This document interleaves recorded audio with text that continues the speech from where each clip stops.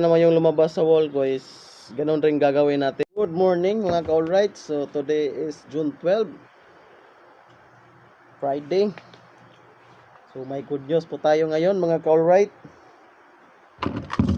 Salamat. At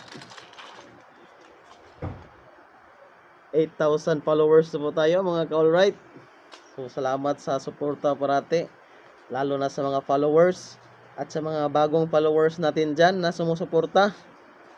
Thank you very much. So matagal man tayong umangat ngayon kasi 3 weeks ata, tsaka pa siya nag 8,000. Hindi katulad nung dati is every week umaangat tayo. Pero ngayon parang stricto ngayon si Boss M kasi grabe yung mga kuan lang ngayon, mga patakaran.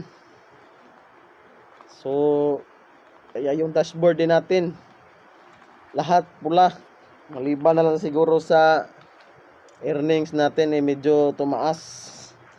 So shout out at saka thank you. Sana hindi kayo magsawang sumuporta palagi mga ka-alright. So lahat naman dito is nagtutulungan sa bahay natin. Pag dumaan lang kayo sa wall ko, kahit sino, mabago o mga luma kong mga followers, pinapansin ko yan lahat. Alam ng mga followers ko dito na lahat talaga pinapansin ko. Yung mga luma kong followers na hindi na masyado lumalabas sa wall natin, pero normal lang po yan mga ka-alright, kasi yung wall po natin o yung Facebook po natin is merong darating na mga bagong mga followers na naman yan na pwede nating engage, kasi yan sila is suggested po yan sa atin mga ka-alright, kaya pansinin natin.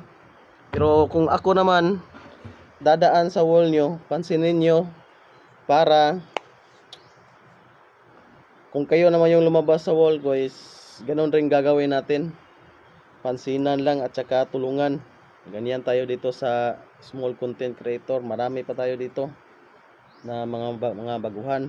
Daw yan focus diyan sila. So tayo mga bago-bago pa, tulungan lang.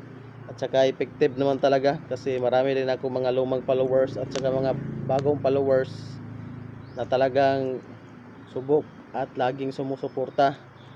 So salamat mga ka-alright. Sana aangat pa tayo at sabay tayo ditong aangat din mga ka-alright. Kaya tulungan lang parati. Thank you so much. Thank you for watching. Bye mga ka-alright. Thank you. Bye bye.